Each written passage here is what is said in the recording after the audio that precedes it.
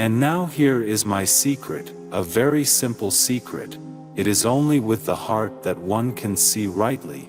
What is essential is invisible to the eye. Love does not consist of gazing at each other, but in looking outward together in the same direction. Goodbye, said the fox. And now here is my secret, a very simple secret. It is only with the heart that one can see rightly. What is essential is invisible to the eye. Just that, said the fox. To me, you are still nothing more than a little boy who is just like 100,000 other little boys. And I have no need of you. And you, on your part, have no need of me. To you I am nothing more than a fox like 100,000 other foxes. But if you tame me, then we shall need each other. To me, you will be unique in all the world. To you, I shall be unique in all the world. People have forgotten this truth, the fox said. But you mustn't forget it. You become responsible forever for what you've tamed. You're responsible for your rose. Grown-ups never understand anything by themselves, and it is tiresome for children to be always and forever explaining things to them. You alone will have the stars as no one else has them. In one of the stars I shall be living. In one of them I shall be laughing. And so it will be as if all the stars were laughing. When you look at the sky at night, you, only you, will have stars that can laugh. Of course I'll hurt you. Of course you'll hurt me. Of course we will hurt each other. But this is the very condition of existence. To become spring means accepting the risk of winter. To become presence means accepting the risk of absence. You're beautiful, but you're empty. One couldn't die for you. Of course, an ordinary passerby would think my rose looked just like you. But my rose, all on her own, is more important than all of you together, since she's the one I've watered. Since she's the one I put under glass, since she's the one I sheltered behind the screen. Since she's the one for whom I killed the caterpillars, except the 2 or 3 butterflies. Since she's the one I listened to when she complained, or when she boasted, or even sometimes when she said nothing at all. Since she's my rose. Where are the people? Resumed the little prince at last. It's a little lonely in the desert. It is lonely when you're among people, too, said the snake. All men have stars, but they are not the same things for different people. For some, who are travelers, the stars are guides. For others they are no more than little lights in the sky. For others, who are scholars, they are problems. But all these stars are silent. You alone will have stars as no one else has them. In one of the stars I shall be living. In one of them I shall be laughing.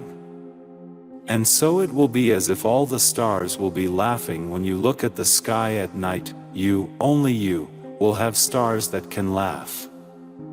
And when your sorrow is comforted, time soothes all sorrows, you will be content that you have known me. You will always be my friend. You will want to laugh with me. And you will sometimes open your window, so, for that pleasure. It will be as if, in place of the stars, I had given you a great number of little bells that knew how to laugh. And when your sorrow is comforted, time soothes all sorrows, you will be content that you have known me. You will always be my friend. You will want to laugh with me. And you will sometimes open your window, so, for that pleasure. And your friends will be properly astonished to see you laughing as you look up at the sky.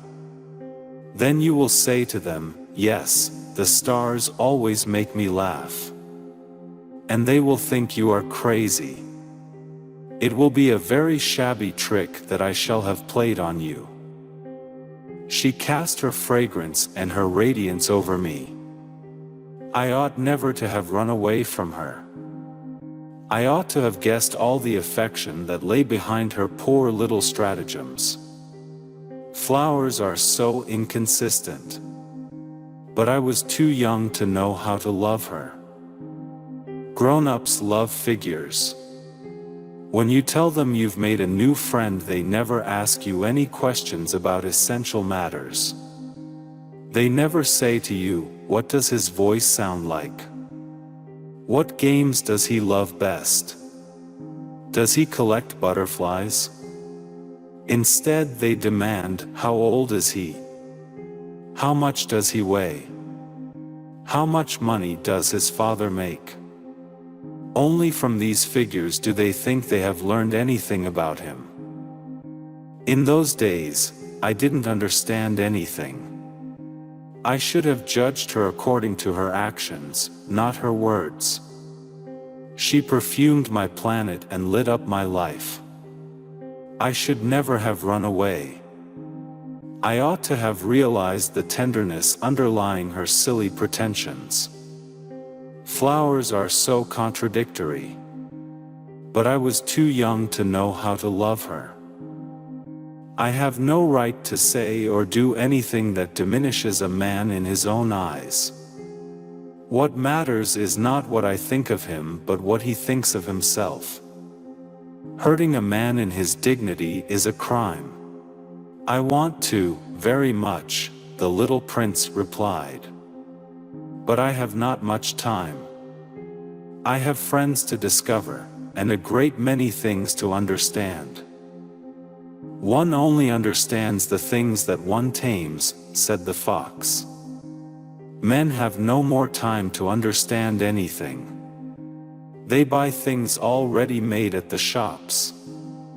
But there is no shop anywhere where one can buy friendship, and so men have no friends anymore. If you want a friend, tame me." "What must I do to tame you?" asked the little prince. "You must be very patient," replied the fox. "First you will sit down at a little distance from me like that in the grass. I shall look at you out of the corner of my eye, and you will say nothing. Words are the source of misunderstandings. But you will sit a little closer to me every day. In one of those stars I shall be living. In one of them I shall be laughing. And so it will be as if all the stars were laughing, when you look at the sky at night. And when your sorrow is comforted, time soothes all sorrows, you will be content that you have known me. You will always be my friend, I shall not leave you. For millions of years flowers have been producing thorns. For millions of years sheep have been eating them all the same. And it's not serious, trying to understand why flowers go to such trouble to produce thorns that are good for nothing. It's not important, the war between the sheep and the flowers. It's no more serious and more important than the numbers that fat red gentleman is adding up. Suppose I happen to know a unique flower, one that exists nowhere in the world except on my planet, one that a little sheep can wipe out in a single bite one morning, just like that, without even realizing what he's doing. That isn't important.